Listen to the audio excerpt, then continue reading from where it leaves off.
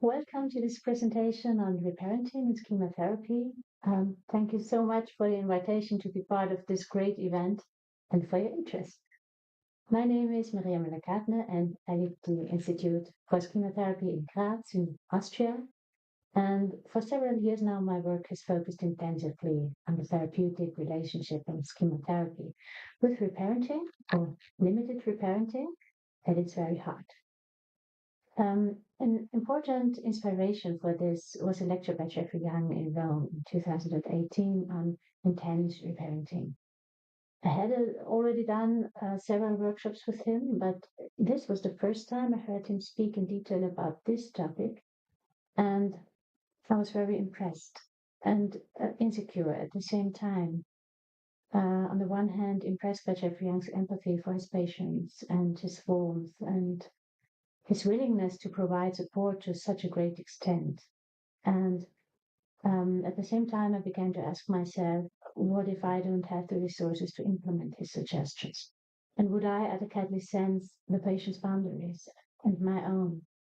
And what could I do with the resources I have to make limited reparenting even more individualized and impactful on a deeper level, hopefully in line with his suggestions? And with the goal he has repeatedly stated, namely that the patient should learn to be a good parent to themselves.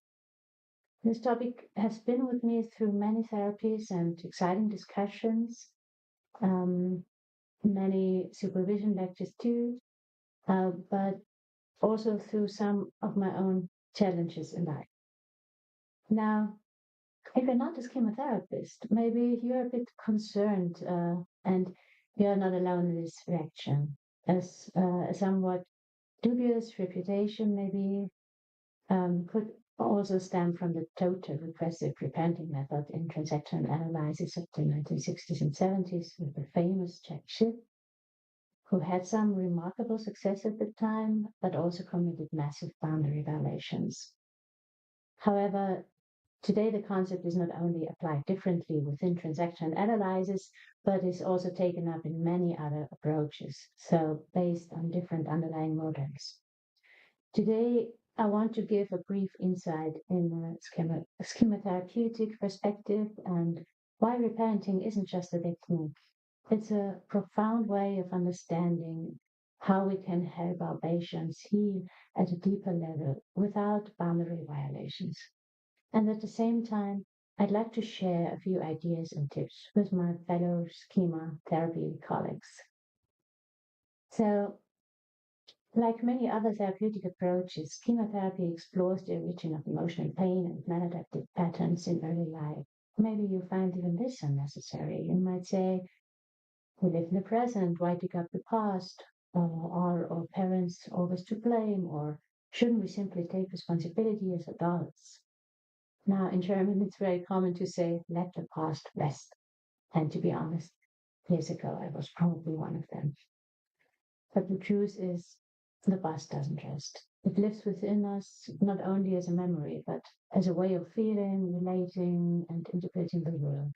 Schema therapy is not about staying in the past. It's about working in the present and for the future, while understanding what we could call the present past or living past, the emotional patterns that continue to shape our experience today.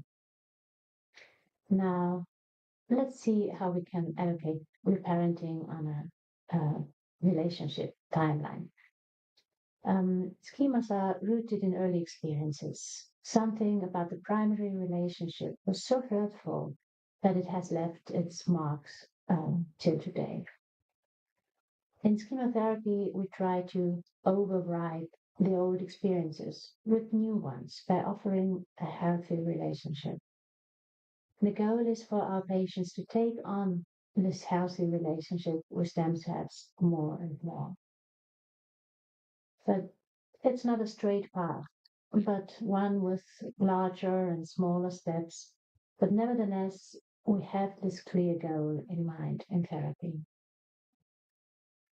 In this lecture, I will first delve into the roots of schemas and take a look at what gives early experiences such lasting significance.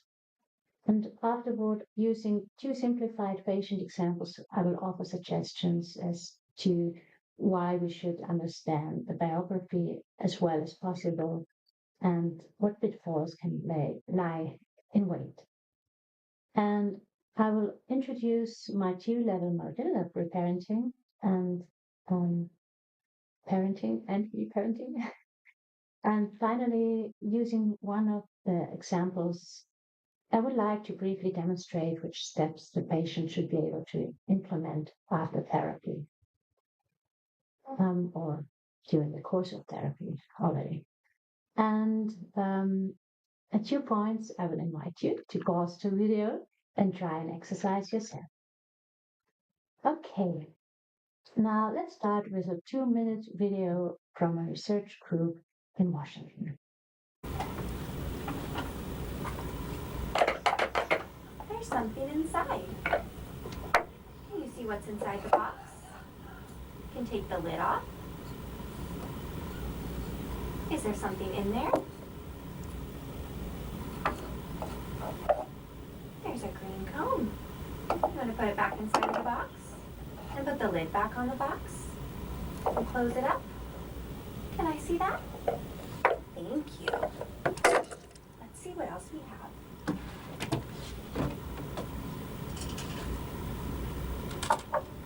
Look at this. See? Look at this. There.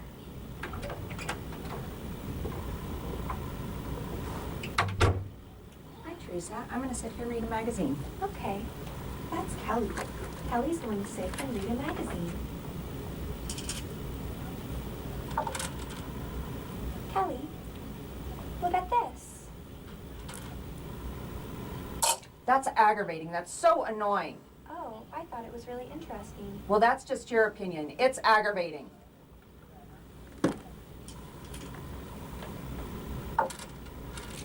Here.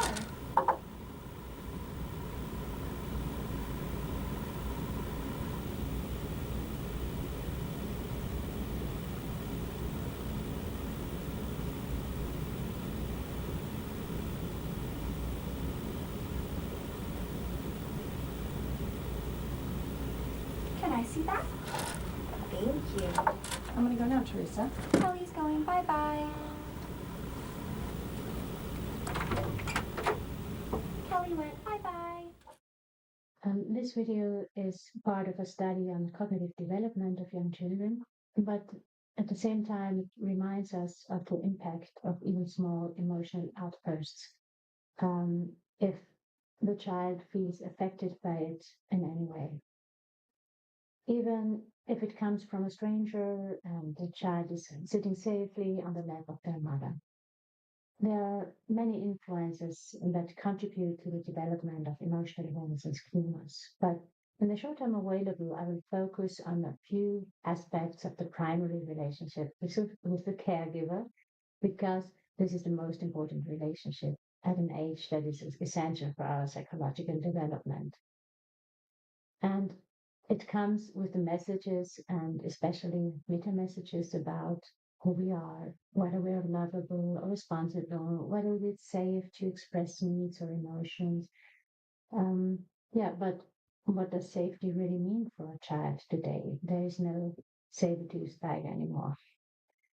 This brings us to a central schema therapy concept that is very closely related to our topic, namely core emotional needs. And at the same time, there's a first suggestion. Help the patient develop an understanding attitude towards the child they once were and that lives within them forever.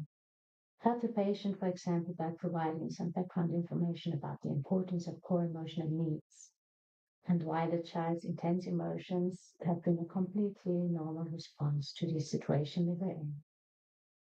Let's take a short look at a child's development from a neurological point of view. So, as we see this picture, the prefrontal cortex is the very last part of the brain to mature. And this part is also developed last in human history. A toddler is almost a little primitive human being, so to speak, when it comes to the cortex. If they are standing, for example, on one side of the street and their mother is on the other, they will not feel safer if they stand still and let the heavy traffic pass by.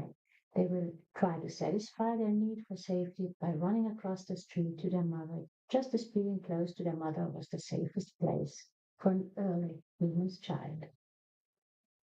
The prefrontal cortex enables reflection and planning and regulation, so typical adult skills. So a small child cannot understand causes and consequences or complex situations the way an adult can, of course. So let's take a look at a little brainstorming collection of what is typical for small children. So, for example, it's normal to be helpless and dependent, and that's not a problem as long as adults, so to speak, do their job and protect them reliably. And it's normal for them to experience moments of passion, enthusiasm, devotion, fantasy, and to trust their caregivers. Additionally, they have little sense of time. They can completely be in the here and now. But their bad experiences feel immediate and almost endless too. They are also not good in thinking rationally and stepping outside their own perspective, or seeing the bigger picture in a range of adult options for action. Their worldview is very black and white. The good, the bad, the beautiful, the ugly, yes or no, all or nothing. They are not yet able to grasp and distinguish the diversity and complexity of reality. Children are hardly able to distinguish between feeling and being, or between emotions and their expression. So, if the expression is punished, the emotion is punished from their perspective. But they experience intense emotions, existential emotions, when core needs feel unfulfilled. Now, how would you summarize all basic needs we know?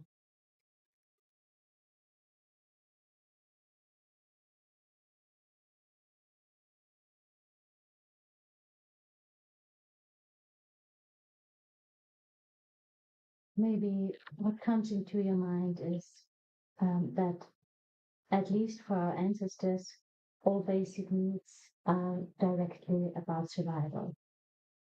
And so they had to produce what I call, in a simple way, the terrible feelings, those aversive feelings, to motivate our ancestors to do something to quickly end this experience. So they did the right thing to survive without much rational knowledge because the body showed them. So for the young child, unmet core needs just don't just feel unpleasant. They can carry what we might call an existential quality.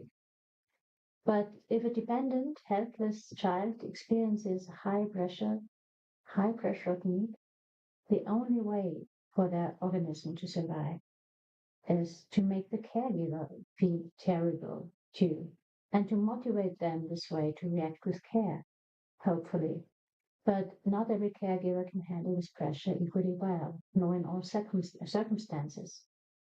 So it's helpful to be aware that children often trigger their parents by expressing their needs. And that doesn't lead to an healthy reaction, but to something bad.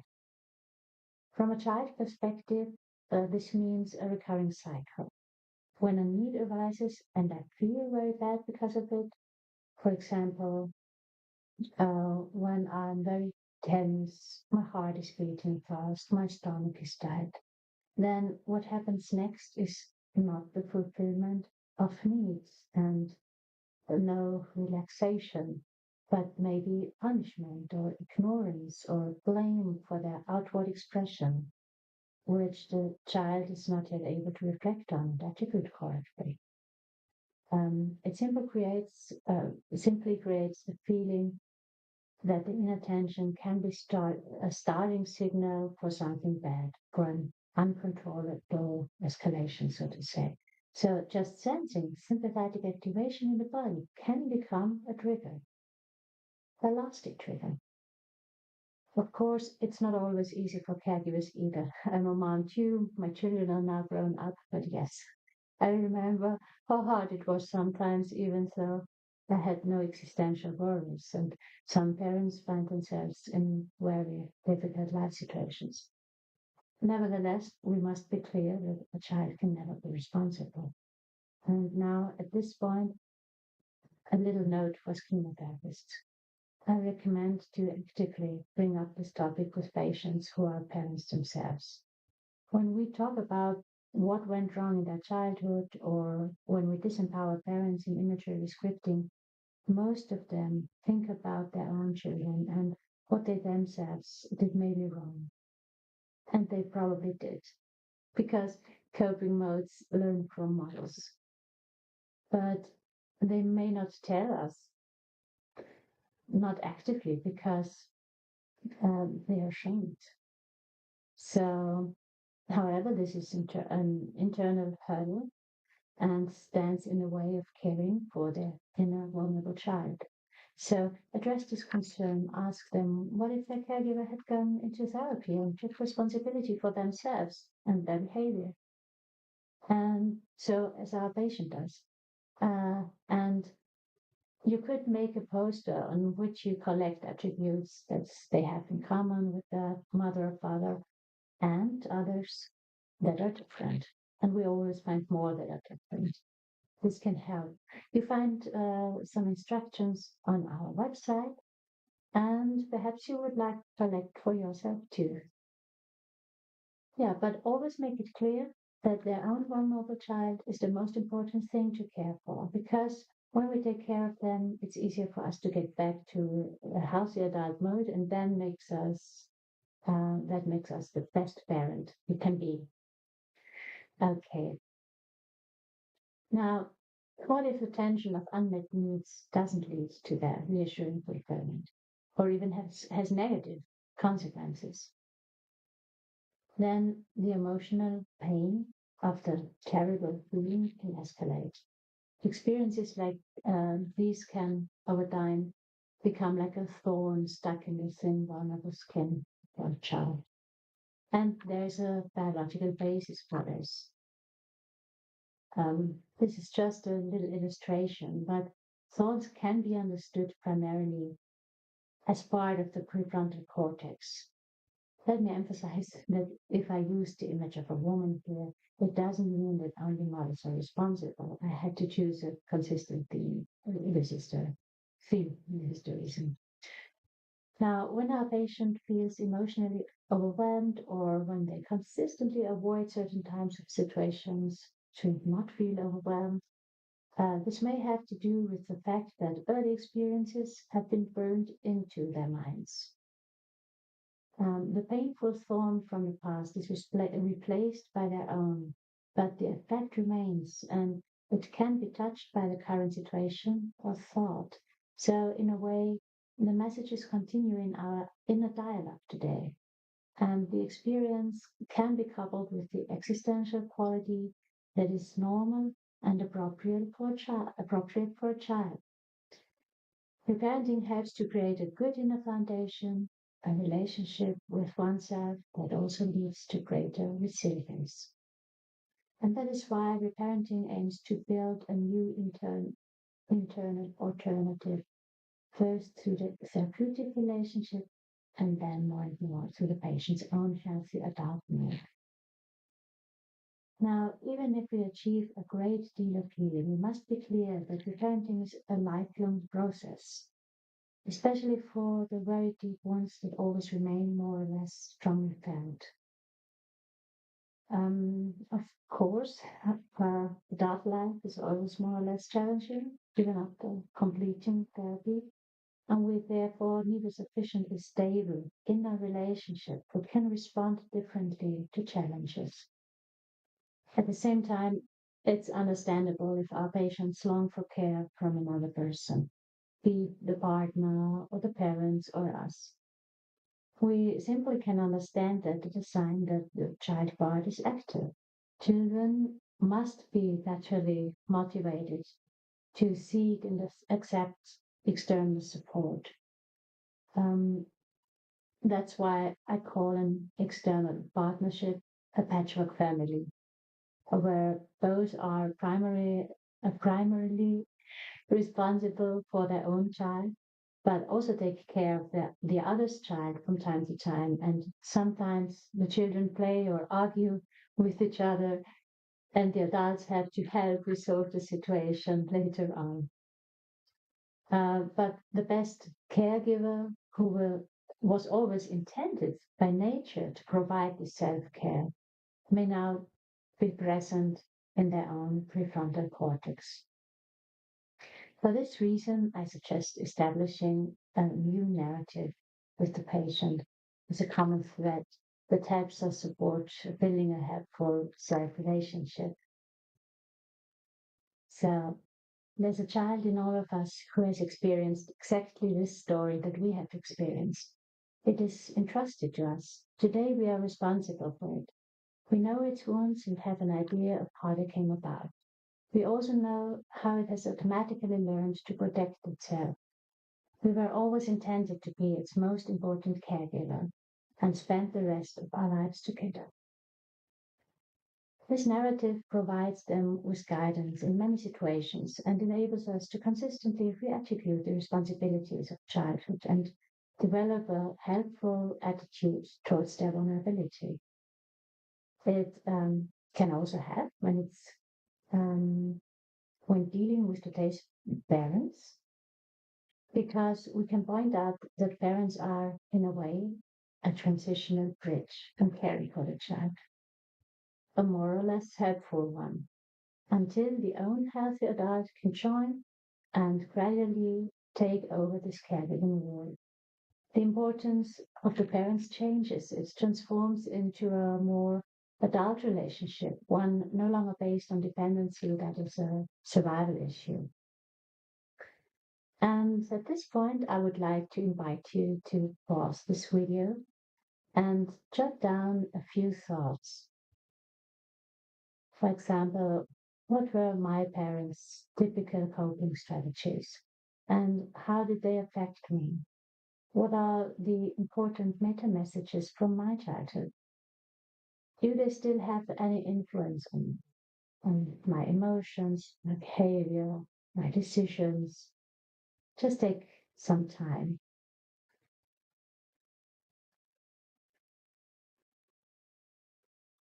Okay.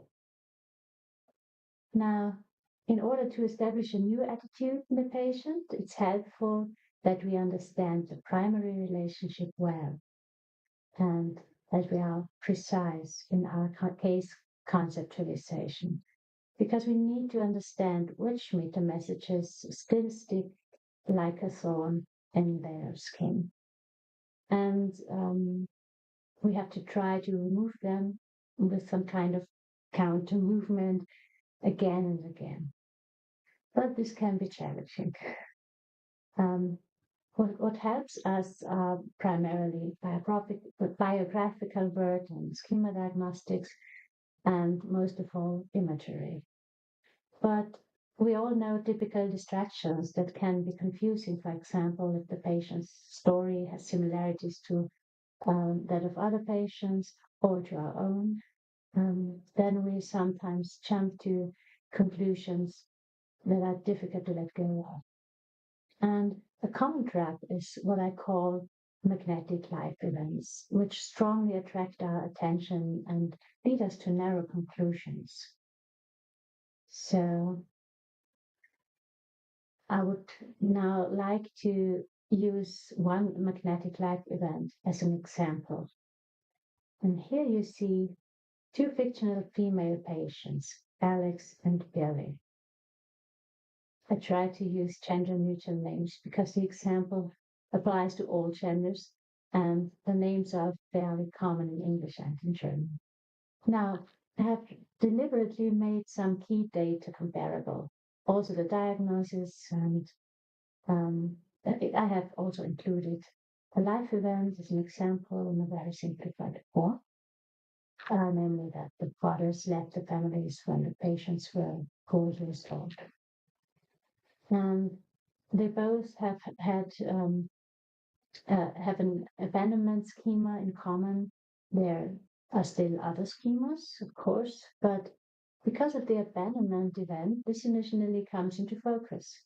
So very stressful life events can be like a magnet force. They draw our attention, and we pay too little attention to other, perhaps more profound experiences that may or may not be related. And to understand the individual's tone, let me refer to the two-level approach of parenting. So first, let's take a look at some very important aspects of primary caregiving relationships. As we know, children need a caregiver who is close and warm and gets down on the child's eye level and is able to tune into the child to sense the core needs um, and provides for their needs and is perceived as sensitive. But to feel safe, they also need an adult who turns the focus away from them. They need to sense that their caregiver has adult life under control, that the adult takes care of daily matters, provides stability, and shows them how life works. And they need to experience a side of the caregiver that feels strong and reliable. And here you can see these two levels as a graphic. Below, the sensitive side, caregiver at eye level, and above, the strong side of the caregiver who takes care of life outside the connected parent-child dialogue and is also a role model. But what if the caregiver's establishing closeness or distance does not come from the healthy adult mode? Let's think back to our case examples. What can we learn from a closer examination, and especially by doing imagery about the consequences of the magnetic event and what may have preceded it? So one of these is that their mothers and the primary caregivers both were completely overworked, but they have different schemas and different typical coping modes, which have had a major influence on which core needs of the daughters were unmet. So when Billy's father moved out, her mother became emotionally overwhelmed, and she had little patience, often rejected her, wanted her to leave the room, often shouted a lot, and sometimes hit her. But in this appearance, she still felt strong for Billy somehow, and even powerful. But when Alex further left, her mother cried a lot. She had always been warm and loving, but also fragile and needy. And Alex perceived her mother as fearful and sensed that she, as her child, was urgently needed to fulfill her mother's need for emotional attachment. In Billy's case, the underlying message she perceived was be away from me, and by extension in later life, from other people. Her mother sent signals of wanting distance again and again. For a child who cannot understand the situation as separated from itself, the meta message in these moments were you are not lovable, you shouldn't be here, maybe even you shouldn't exist. And Billy cannot understand that the distance wasn't about her. It was about the mother's calming her own stream activation. So the unmet need underneath was attachment, the deep longing that the important person would not only be there, but would want to be close. For Alex, the meta message was quite the opposite. Be there.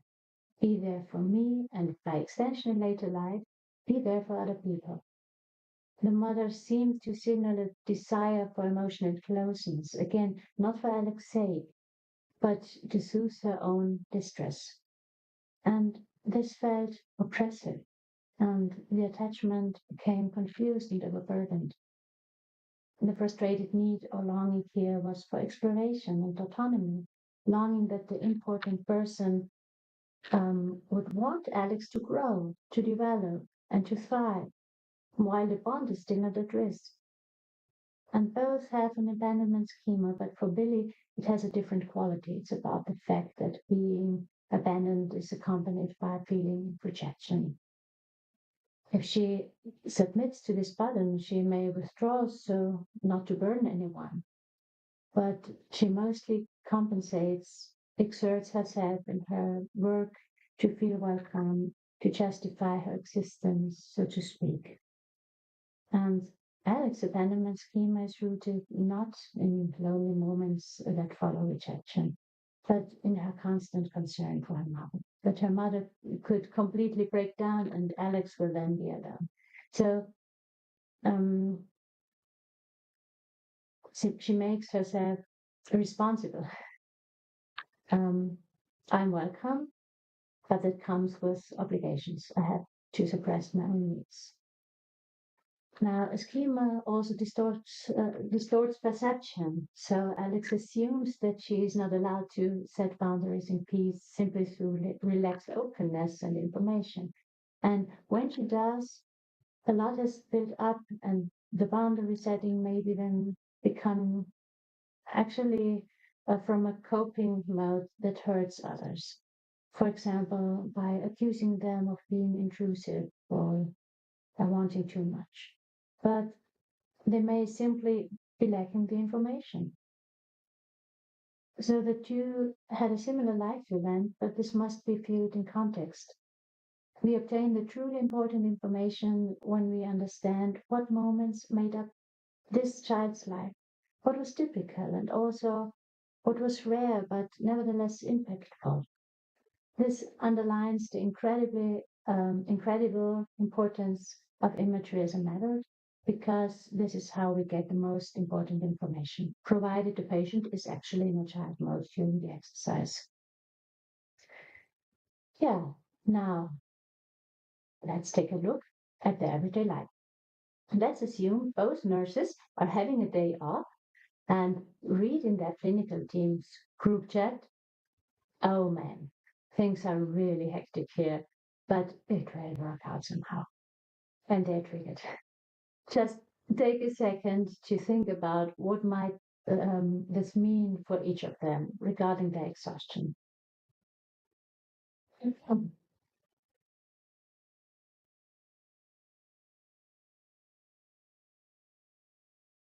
Okay, so first, from an emotional perspective, both hear a message directed to them because the trigger leads to a schema forward, pulls them to a developmental stage where they can't experience things as unrelated to themselves. Um, the meta message for Billy is they've realized that they don't actually need him. Now it's been exposed, this truth about you. We must understand that deeply rooted messages, especially critic messages, subconsciously feel to them like a truth that needs to be hidden. So it has been exposed. But Alex, on the other hand, hears you are needed. It can't work without you. They are suffering and you are responsible for it. Your need for rest is, in truth, not important. So their exhaustion has opposite causes.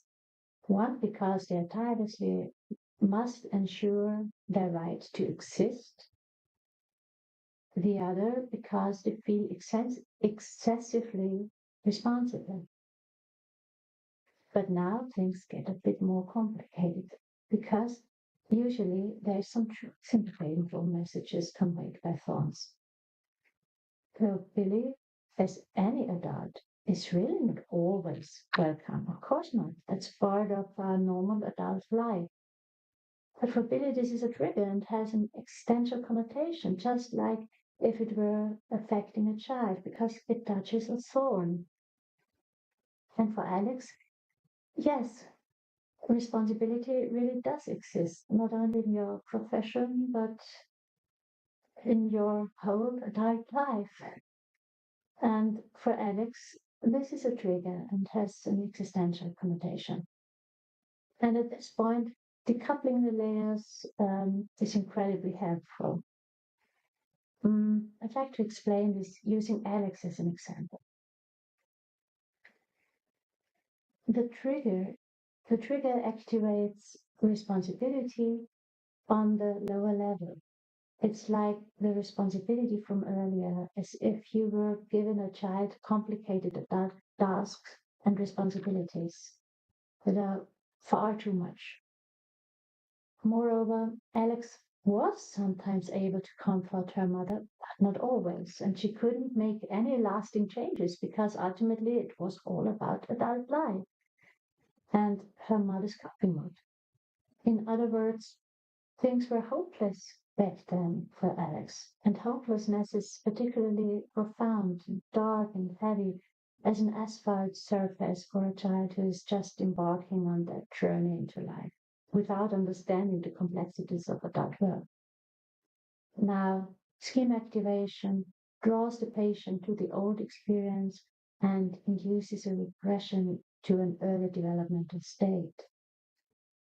This doesn't necessarily appear to be a regression because it simultaneously triggers a complex coping system. Let me explain. Even as a child, Alex reacted by pulling herself together and trying to be the grown up, so to say.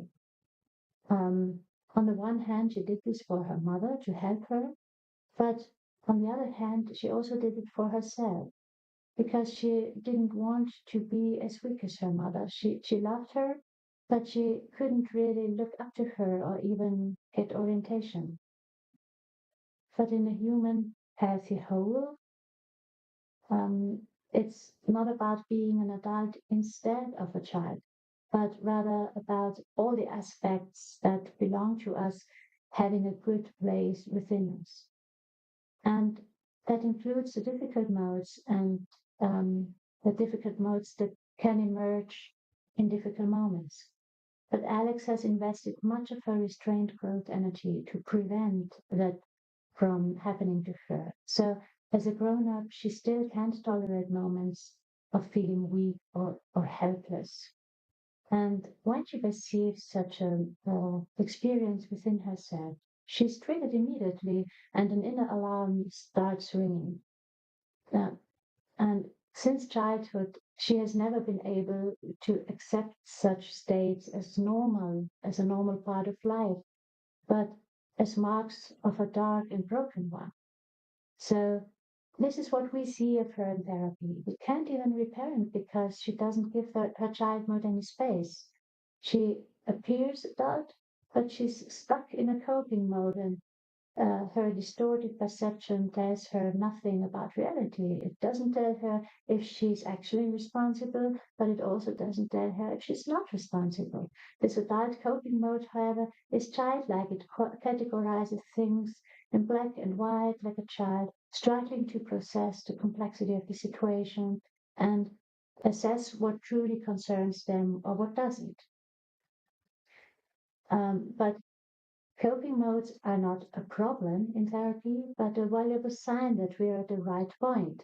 Because when you place a protective hand, the wound is underneath, and a small child is hiding here who needs to be cared for, and whom we finally want to help thrive into what they were meant to be, so to say, based on their diverse potential.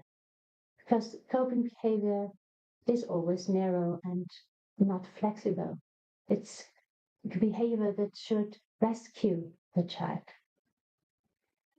Now, by the way, in Alex's case, it's also a child who is still attracted to people who appear strong and knowing, regardless of whether they really are. There are many coping modes in Alex's life, yes, but let's first address the one that stands in the way of therapy and makes access to her vulnerable side so difficult. This means that um, to get to the root of the pain, we must first see the coping child beneath the pretended adult mode and gain the trust that allows them to have the courage to face their vulnerability. And then we can reparent this vulnerable side and provide corrective emotional experiences. With coping modes, we usually do an exercise called empathic confrontation.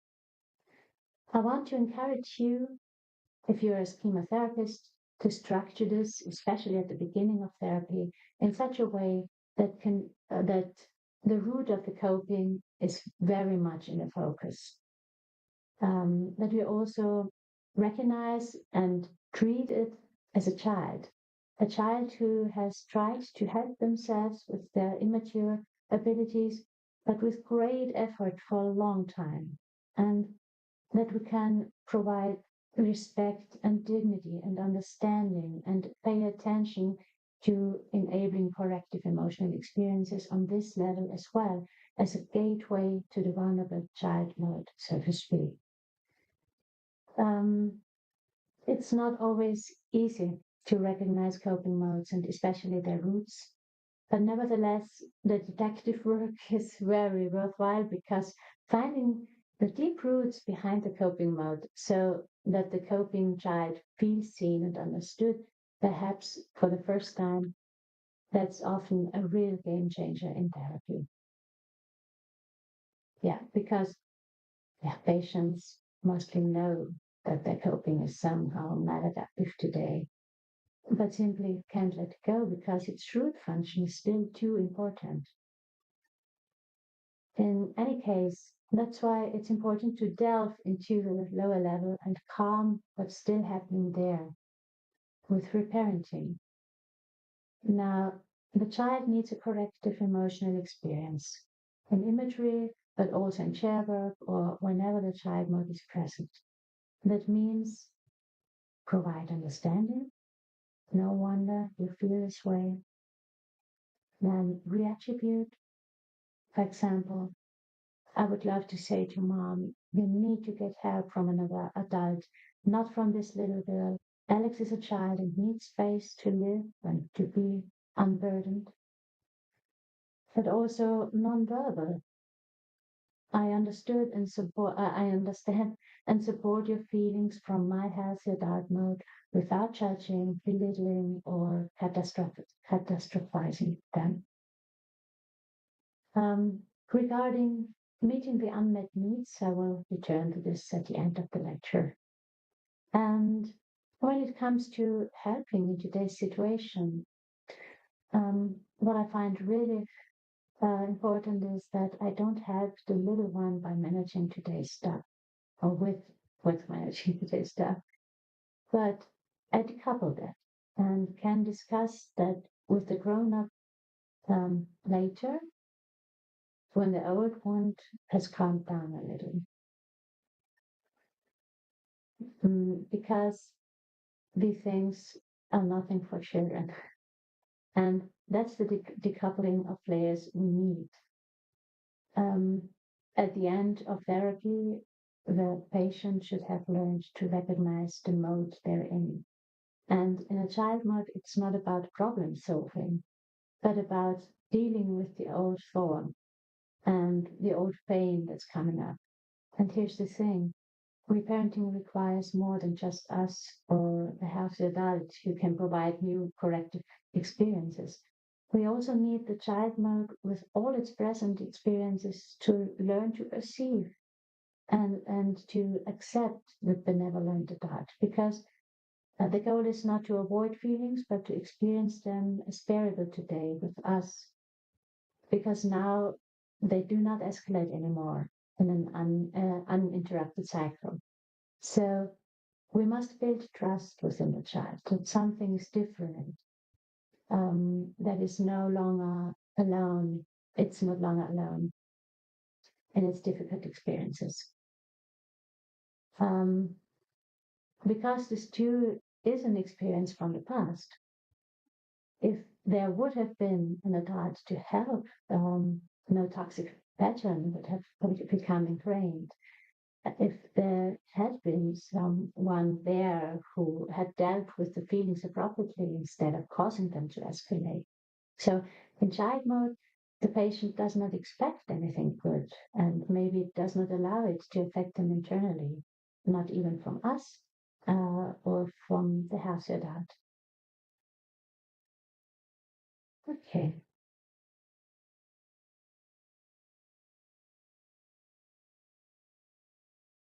The next step is to bring in the adult side, the one that's turned towards the child. We can easily initiate this through imagery.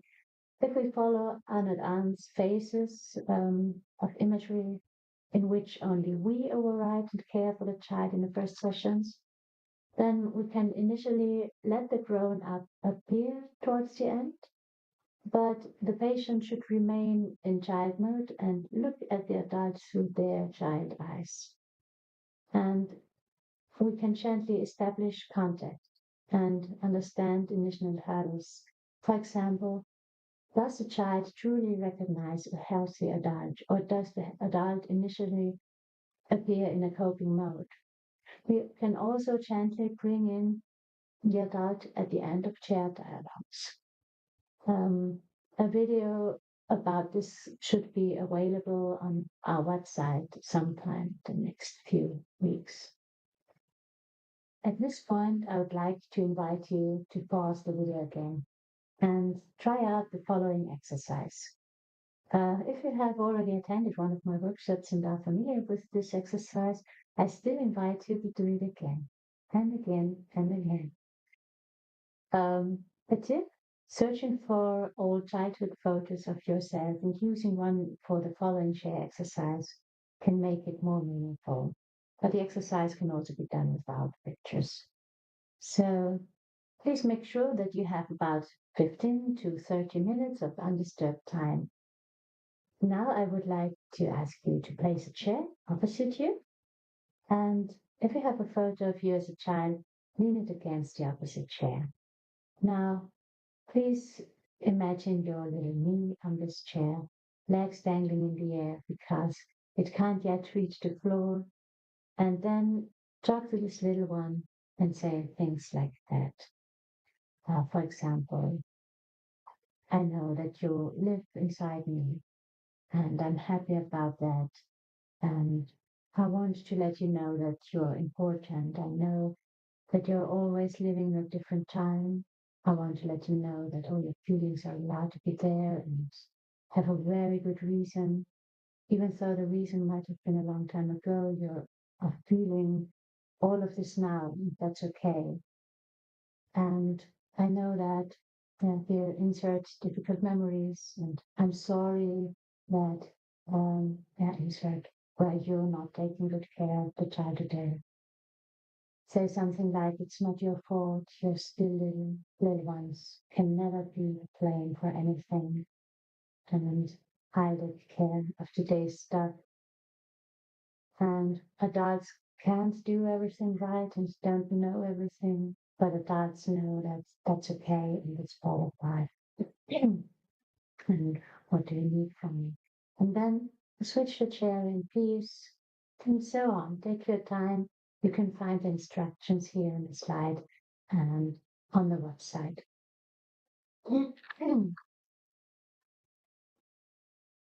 Okay. A note, this exercise is for you. Please do not give it to patients. First, consider if a patient is ready for it and accompany the exercise carefully. Yeah. As I said several times, the goal of therapy is to establish a good inner relationship. The patient should be able to practice various forms of self-care and ideally have also learned to perform chair exercises and a short imagery independently. But first, the patient must learn to recognize that they are triggered and to separate the two levels, me in the present and the past, which becomes emotionally present within me. To illustrate this, I recommend introducing a playground metaphor. So imagine you're at the playground with a small child you love, and the child might be playing contentedly in sand and not need you at that moment. You're sitting on the bench, perhaps next to another healthy adult, having a normal grown up conversation about the things adults need to talk about. And suddenly the child starts crying. Now, how many of us could just stay sitting on the bench, continuing to talk and chat for a while? Probably none of us. And if we could, we'd have to ask ourselves whether we are really in a healthy adult mode. So we feel the urge to get up right away, go to the child and see what's wrong, what they need, what happened, and to help them, comfort them, whatever they need. And if everything's okay again, we might play with the child for a while or go back to the bench and continue our conversation. Maybe the child in our arms, still a little sad, maybe with a tear to wipe away, but feeling safe and comforted and in our embrace. They don't have to be completely calm, just cared for enough to feel safe again. And so it is with the child within us. If we are triggered and the child feels emotional pain, then emergency care is necessary. We have to turn to the child. Um, what does this mean for Alex, who received this message? In therapy, Alex should learn to sense when the old thought hurts. That's not easy. And then, so to speak, jump into the inner sandbox. Turn towards little Alex and at least take care of her. She can reassure the child, I'll take care of the child. I can take care of today's adult stuff later. Sorry. um, Being adult is sometimes complicated, but now you are important. She should also be able to tell the child that she understands how painful it is and that she can also sense and understand the old coping impulse. But that this moments, the old experiences are completely important and she's taken care of them and she will have learned in therapy and in the imagery exercises how this could work. This intervention has two goals. Firstly, little Alex has the right to finally be properly cared for by the adult whom life, or more precisely biology, always intended for her. And when I say firstly, then this is for a good reason. Because there should not be any pressure to not feel the pain or to be adult finally. Yeah? So, first thing is the right of the child. And secondly, the positive side effect is that if the child is adequately cared for, she can, from her inner bench, so to speak, look at today's challenges in an adult way and consider how her adult side assesses responsibility in a situation. Um, Possibly the same way we would assess it, but perhaps not. Adult perspectives have a lot to do with culture and with personal values. So, of course, we have many opportunities to strengthen and coach, excuse me, and advise the adult side, but sometimes our advice is more sought after and sometimes less.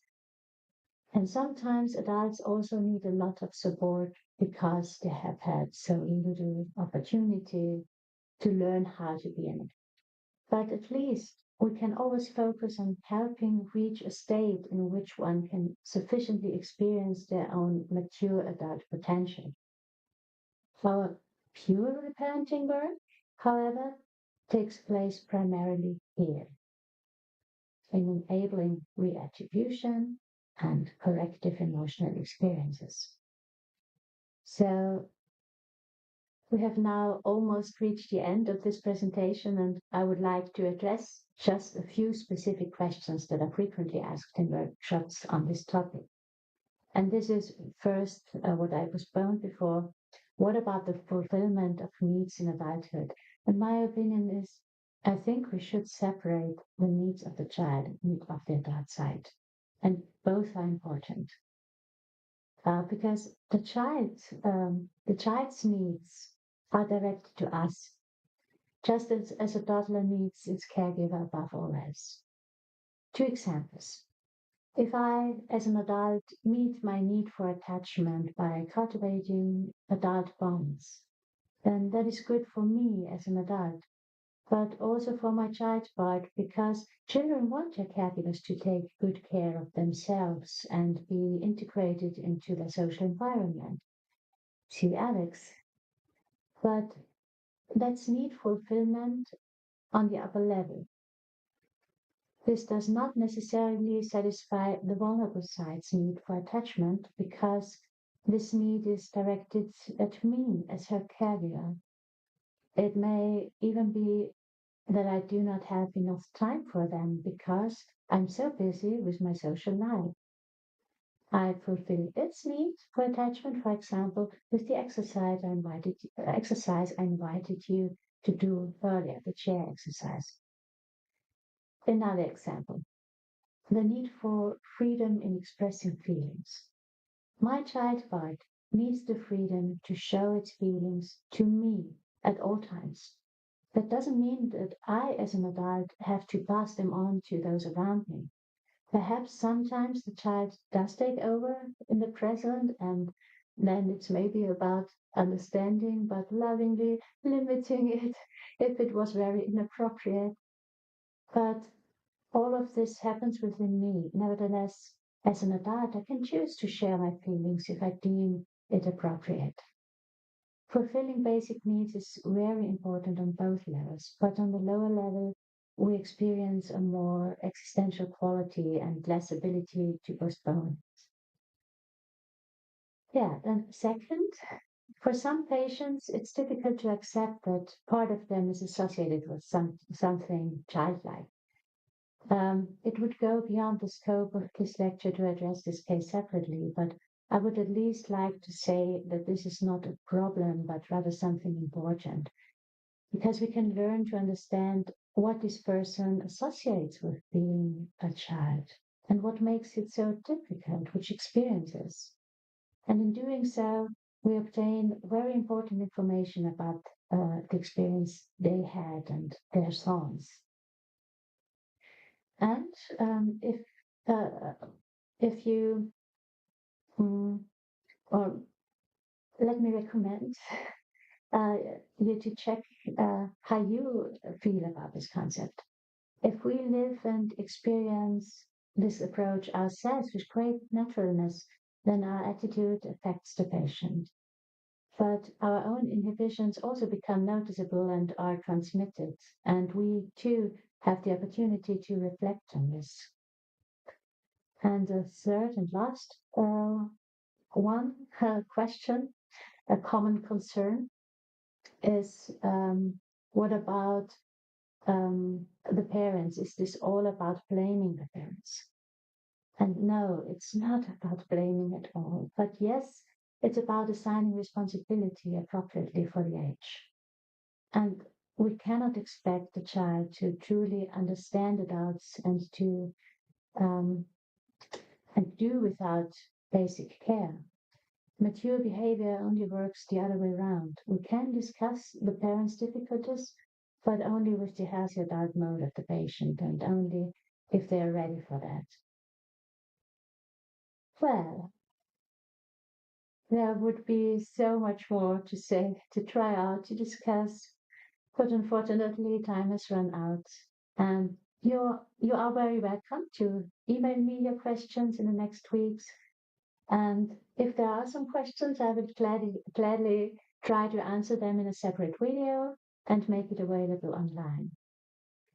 And now I sincerely thank you for your interest and for listening, for your attention. And I would be delighted to meet you in person next year at the ISST conference in Thessaloniki. Bye.